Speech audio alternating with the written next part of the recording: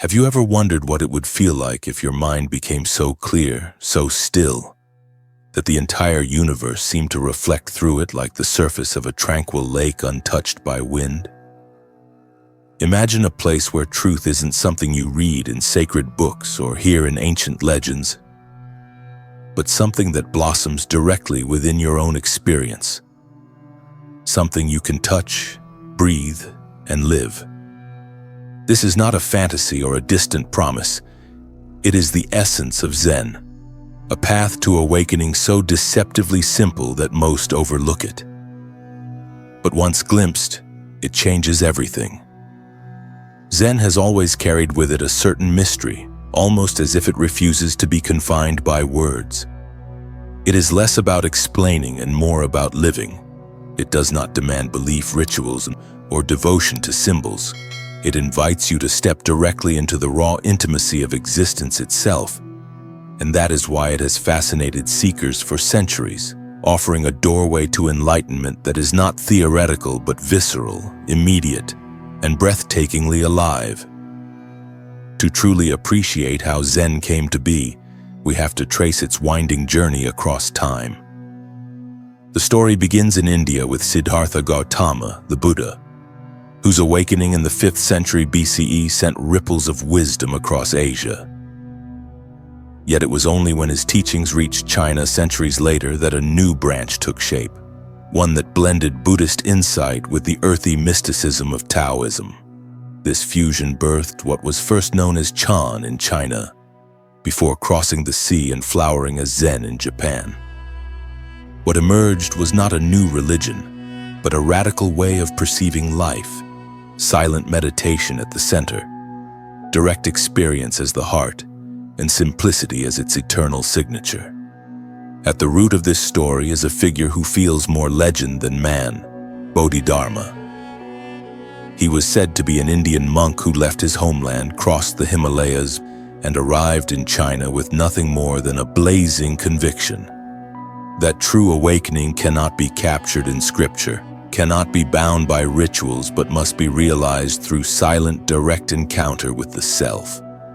According to tradition, Bodhidharma withdrew into the Shaolin monastery, where he sat in relentless meditation facing a wall for 9 years. Whether literal or symbolic, this act became an icon of Zen itself. Unshakable focus, uncompromising silence, and the willingness to strip away every illusion until only truth remained. But Bodhidharma was not merely a recluse. He observed the weary monks around him, drained in body and spirit, and introduced practices to restore their vitality. Seated meditation as the core, paired with physical disciplines that would later give rise to martial traditions. To him, meditation was not escape. It was the very heart of life. He insisted that wisdom was not something anyone could hand you, but something you had to awaken to yourself. And that seed he planted in China would eventually transform the spiritual destiny of Japan. Centuries later, another name would ignite this evolution: Dogen Zenji. Born into privilege in 1200, he tasted impermanence early through the death of both parents. By the age of 13, he had entered the monastery, but the fire of a single question haunted him. If all beings are said to have Buddha nature, why must we practice at all? Dissatisfied with the answers he found in his homeland, he journeyed across the sea to China in pursuit of something deeper. It was there, under the guidance of a Chan master, that he awakened to a truth so simple and yet so revolutionary. Practice and enlightenment are not two separate things. To sit in meditation is already to embody awakening. There is nothing to achieve because in the act of presence, the entire universe is revealed. When Dogen returned to Japan, he carried with him not just the discipline of zazen, seated meditation, but also a vision of life itself as practice. For him, the sacred was not confined to temples or scriptures. It lived in the mundane, in every ordinary gesture of daily existence. Washing a bowl, sweeping the floor, preparing a meal, Done with full awareness, each became a doorway into the infinite. To study the way, he once said, is to study the self. To study the self is to forget the self. In those few words, he distilled the beating heart of Zen. Dissolve the boundaries of the ego and discover unity with the whole. Dogen's writings, especially the monumental Shobogenzo, remain some of the most profound articulations of Zen ever recorded. In them, he explored the fluid nature of reality, the non-linearity of time, and the luminous potential hidden in every present moment. He taught that when we sit in meditation, we are not preparing to awaken someday in the future. We are awakening here and now. The posture itself is awakening. The breath itself is awakening. The present moment is not a passing instant, but eternity revealed. And so Zen came to embody a paradox. It is vast and boundless, yet as simple as sitting silently and breathing. It is timeless wisdom that slips through the fingers of logic, but which can be tasted in the act of pouring tea or walking barefoot on the earth. As Dogen reminded his students, the great way of the Buddha is infinite, but it is also immediate, unfolding exactly where you stand. This is where Zen departs from philosophy and becomes experience. It does not care for abstract theories or elaborate explanations. It does not demand belief in a distant heaven or hidden gods. Instead, it invites you to stop, breathe, and notice what is already here. The sound of your breath, the stillness between thoughts, the undeniable reality of this present moment. Words can only point toward it, but the living experience is yours to taste. As Zen master D.T. Suzuki once wrote, Zen is not an explanation, it is an experience. If there is one thread that runs through the heart of Zen, it is the relentless insistence on presence. Not the past, not the future, but this living, breathing instant. For centuries, seekers have been seduced by promises of salvation in another world or liberation in a distant lifetime. But Zen refuses to dangle hope in front of you like a prize. It whispers instead, stop searching. Everything you long for is already here. That is why Zen masters often point directly to the mind itself, bypassing scripture, doctrine, and ceremony. Look, they seem to say, the truth is not out there. It is right where you are. This is the radical freedom of Zen. It demands nothing external, no mediator between you and reality. Awakening is personal, intimate, and undeniable once tasted, and yet the mind resists. It clings to concepts, weaving stories about who we are and what life means. Zen slices through those illusions not with philosophy but with experience. To walk mindfully as if kissing the earth with each step is already an expression of awakening. To pour water into a cup and feel the cool clarity of the moment, this too is Zen. Ordinary life is not separate from the sacred. The extraordinary hides within the ordinary, waiting to be seen with open eyes. One of the most enigmatic tools Zen employs to loosen our grip on logic is the koan. These are riddles, paradoxes designed not to be solved, but to unravel the mind's addiction to reasoning. A classic example asks, without moving your lips or tongue, say something about Zen. Immediately, the rational mind freezes, incapable of providing an answer. And that is the point. A koan is not about reaching a solution, but about shattering the illusion that words can capture reality. By confronting the impossible, the practitioner is nudged beyond the cage of thought into direct awareness. Zen is also a celebration of simplicity. Master Shunryu Suzuki once said, "The posture is the awakening." In other words, there is no need for elaborate spiritual techniques. No need to climb mountains of ritual. Sitting down, breathing, being fully present, this is enough. The beauty of Zen lies in how it strips away every layer of complexity until only the raw essence remains. It is not about attaining some mystical state. It is about realizing that the state you are already in, when embraced fully, is nothing short of sacred. But to truly grasp Zen, we must confront its challenge to the very concept of self. Dogen's words echo like a bell across the centuries. To study the way is to study the self. To study the self is to forget the self. What does this mean? At first glance, it seems paradoxical. But within Zen, paradox is the doorway to truth. The self, the identity we cling to, the stories we tell about who we are, is seen as a construct, fragile and temporary. To forget the self is not to erase our existence, but to dissolve the walls that separate us from everything else. When the ego loosens its grip, what emerges is a unity with life itself, a freedom that feels vast and unbounded. This is why Zen often describes awakening as both utterly ordinary and utterly transformative. Before enlightenment, chop wood and carry water. After enlightenment, chop wood and carry water. On the surface, nothing changes. You still live, work, eat, and sleep. But within, the perception shifts so radically that the same actions become illuminated with new depth. What once felt mundane is revealed as sacred. Every breath, every step, every gesture becomes infused with boundless meaning. In Japan, this philosophy began to seep into daily culture in subtle yet profound ways. The tea ceremony, known as chanoyu, is perhaps the most famous expression of Zen in motion. At first glance, it may appear to be nothing more than serving tea. But each gesture, from the precise preparation of the leaves to the slow, deliberate raising of the cup, is performed with complete awareness and reverence. The ceremony is not about the tea, it is about the act itself, about transforming a simple moment into a living meditation. The same spirit influenced Japanese calligraphy. Every brushstroke is final, unrepeatable. There is no erasing, no correction. What appears on the paper is a mirror of the artist's mind at that exact moment.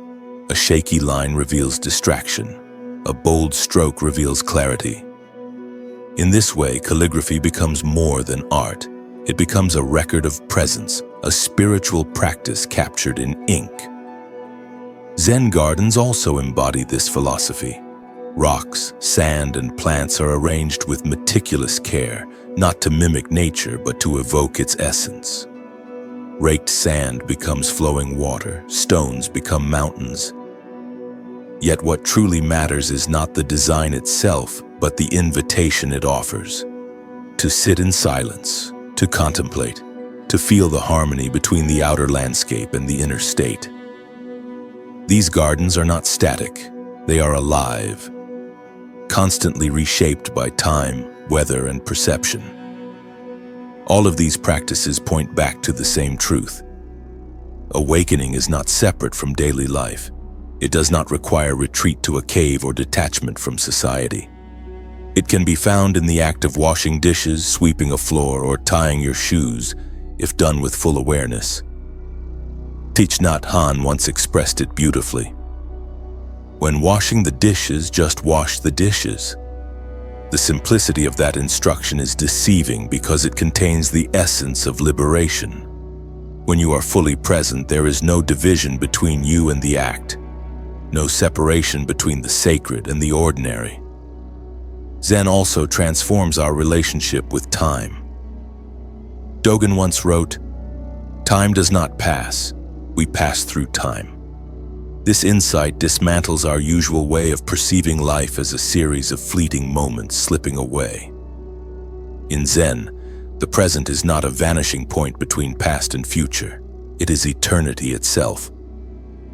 When you truly inhabit the now, you realize that nothing is missing. The fullness of existence is here, complete, whole, and in that realization, the restless search for more begins to dissolve. This is why Zen insists that true practice does not happen elsewhere in some imagined perfect place. It happens here, exactly where you are in this moment. To walk is to embody Zen.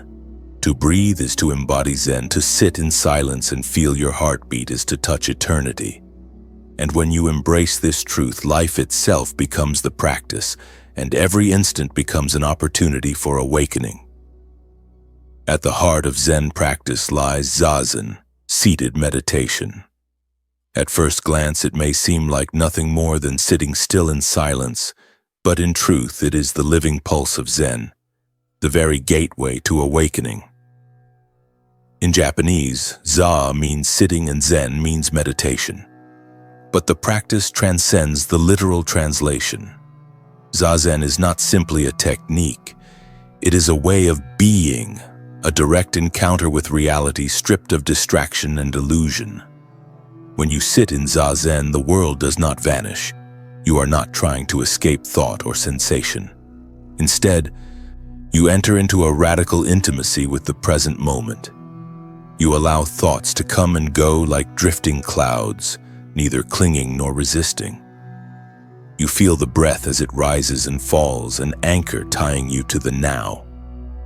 You notice the body, the stillness, the subtle vibrations of life. And in this quiet, something extraordinary begins to reveal itself.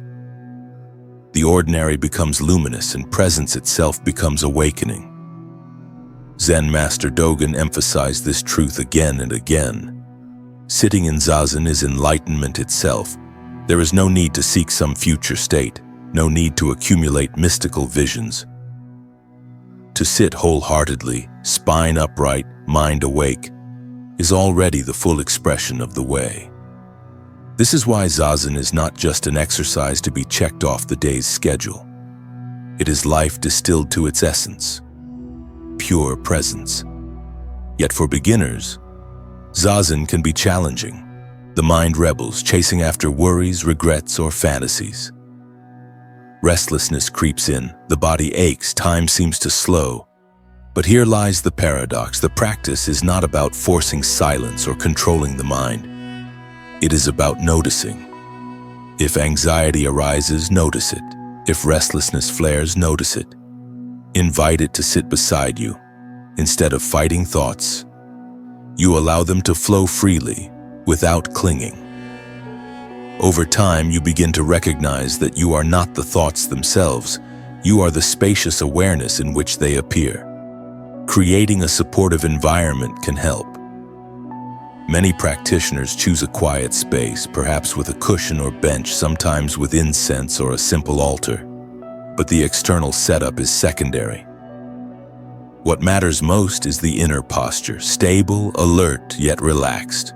Traditionally, there are several sitting positions. The full lotus, with both feet resting on opposite thighs, is considered the most stable, though it demands flexibility. The half lotus, with one foot on the thigh and the other on the ground, offers balance. The Burmese position, with both feet resting comfortably on the floor without overlap, is accessible for most beginners. What matters is not perfection, but a position that allows stillness and ease. The hands are placed in the cosmic mudra, palms up, thumbs lightly touching to form a circle. The spine is straight, as if a thread were gently pulling the crown of the head toward the sky. The gaze rests softly a few feet ahead, eyes half open to avoid drifting into sleep. The breath becomes slow, deep, natural. Each inhalation grounding, each exhalation releasing. And as the breath steadies, the mind begins to settle like a lake whose ripples slowly calm. The essence of zazen is often described as shikantaza, which means just sitting. There is no goal, no striving, no measuring progress. The mind's natural tendency is to chase after achievement, but in zazen the invitation is the opposite. Stop chasing. There is nothing to reach. There is only this moment, this breath, this act of being. And yet, within this simplicity, there is profound depth. Over time, zazen reshapes the practitioner's relationship with thought, with time, with self. It is as if a doorway opens into a dimension beyond words, beyond rationality. The meditator discovers that enlightenment is not an event to wait for. It is a recognition that everything you need is already here. Zen master Hakuin once said, "When you feel yourself moving toward a goal, stop. Let it go. There is no goal, only the here and now." These words cut like lightning, exposing the hidden trap of spiritual ambition. The mind wants enlightenment as an accomplishment, a badge to wear. But the deeper truth is that awakening is not an acquisition. It is a surrender. It is what remains when you stop striving and simply sit, present and aware. Beginners often ask how long they should practice. The tradition suggests starting small, perhaps 10 or 15 minutes, and gradually extending the time. What matters is not the length, but the consistency. Daily practice, even brief, is more transformative than sporadic marathons. Over time, the boundaries between meditation and daily life begin to dissolve. Washing dishes, walking to work, speaking with a friend, all become extensions of zazen. The practice does not end when you rise from the cushion. It seeps into the fabric of life itself. Shunryu Suzuki, in his classic work Zen Mind, Beginner's Mind, captured this beautifully. In zazen, you should just be without clinging to the idea of achieving something. This beginner's mind, open, curious, free from preconceived notions, is the soil in which awakening naturally grows. When you sit without expectation, without trying to manufacture enlightenment, you discover the freedom of simply being alive. And in that freedom, the boundary between practice and enlightenment dissolves. The act of sitting is the awakening. The awareness of breath is the awakening. The willingness to stop chasing and simply rest in presence. That is the awakening. Enlightenment is no longer a distant mountain to climb. It is the ground beneath your feet. The paradox of zazen is that it feels so simple, so ordinary, and yet its impact is radical. Through this practice, the restless chatter of the mind loosens its grip. The illusion of separateness begins to dissolve, and the practitioner starts to experience life not as a fragmented struggle, but as an unfolding wholeness. What once felt heavy becomes light. What once felt meaningless becomes sacred. In the stillness of zazen, the truth reveals itself, not as a concept, but as direct experience, and once glimpsed, it cannot be unseen. You realize that every moment, every breath is already complete. Nothing is missing, nothing needs to be added. The path is not about becoming someone new, but about awakening to the boundless reality of who you already are. The deeper we step into Zen, the clearer it becomes that enlightenment is not about escaping life, but about entering it fully. It is not some distant horizon to be reached after decades of discipline, but the living presence of this moment, available to anyone who dares to stop and see. The simplicity of Zen is both its greatest challenge and its greatest gift. Because it asks nothing but your presence, it strips away every excuse and every illusion. And once you see clearly, you cannot return to blindness.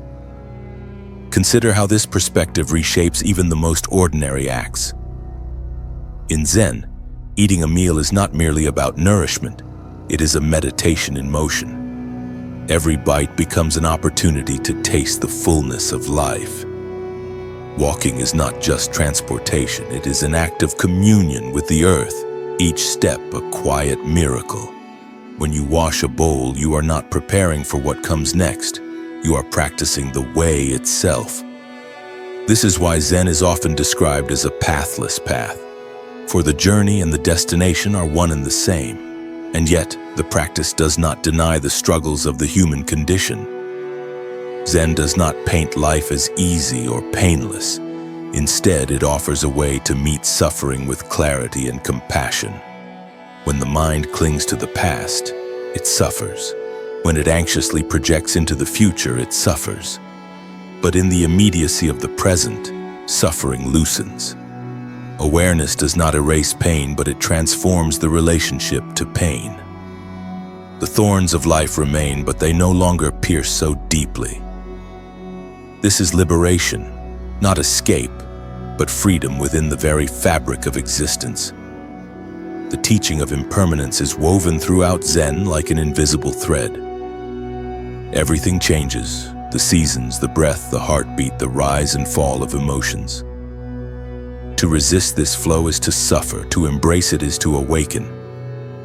This is why Zen masters emphasize letting go. Let go of expectations, let go of clinging, let go of the illusion that anything can remain fixed. When you surrender to impermanence, you discover that what you once feared as loss is actually the gateway to freedom. Zen also reminds us of the profound intimacy between self and world. The ego convinces us that we are isolated, separate individuals moving through a universe of other. But Zen reveals a deeper truth. The boundaries we cling to are illusions. When you breathe, is the air part of you or the world?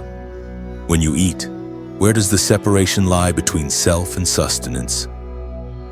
To forget the self is to awaken to the seamless fabric of reality in which there is no division, only flow. This truth is echoed in one of Zen's most famous proverbs. Before enlightenment, chop wood and carry water. After enlightenment, chop wood and carry water. The actions remain the same, but the awareness transforms everything. Enlightenment is not about transcending daily life, it is about transforming the way we perceive it. The wood and the water are no longer mundane tasks, they are sacred expressions of being. The miracle is not found in some otherworldly realm, but in the depth of the ordinary. Zen's influence has never been confined to monasteries. In Japan, its spirit infused art, architecture, and culture. The tea ceremony, calligraphy, garden design, all became vessels of Zen philosophy, teaching presence through practice. But perhaps the greatest contribution of Zen is not artistic or cultural. It is the way it offers a timeless antidote to the restless hunger of the human mind. In a world that constantly urges us to chase, to achieve, to consume, Zen invites us to stop, to breathe, to remember that nothing is lacking. This is why Zen continues to resonate today, centuries after its birth. In our modern age of distraction, where attention is scattered and silence feels almost unbearable, the invitation of Zen is more urgent than ever. To pause, to sit, to return to the simplicity of breath. This is not retreat, but revolution. In stillness, we reclaim what the noise of the world tries to steal, our capacity to live fully awake and unafraid. The beauty of Zen is that it requires no special qualification. You do not need to be a monk, a scholar, or a mystic. You only need to begin where you are with what you have in this very moment. Sit in silence, walk slowly. Drink your tea with both hands and a quiet heart. Enlightenment is not elsewhere. It is hidden in these small acts waiting to be noticed. And when you truly notice, when you taste the richness of the now, something shifts. Life no longer feels like a series of problems to solve or goals to chase. It becomes an unfolding mystery, each moment a gift. You realize that eternity is not a distant expanse of time, but the living pulse of now. The infinite is here, breathing with you, flowing through every ordinary act. This is why Zen masters often say that the journey begins exactly where you are. You do not have to climb a mountain or travel to a distant temple. You do not need to perfect yourself or erase your flaws. All you need is the courage to stop, to sit, to awaken to the miracle already present. The great secret of Zen is not hidden. It is so close, so simple that most overlook it. So as you listen now, let the words dissolve and turn inward. Feel your breath. Notice the sounds around you, the sensations in your body, the quiet awareness that is always here. This awareness is the heart of Zen.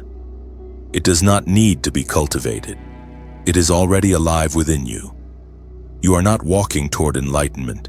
You are awakening to the fact that enlightenment has been walking with you all along. And perhaps that is the most beautiful truth Zen offers, that nothing needs to be added, nothing needs to be attained. To live with presence is enough. To love with awareness is enough. To breathe and know you are breathing is enough. In this very moment, the way is here, infinite and complete.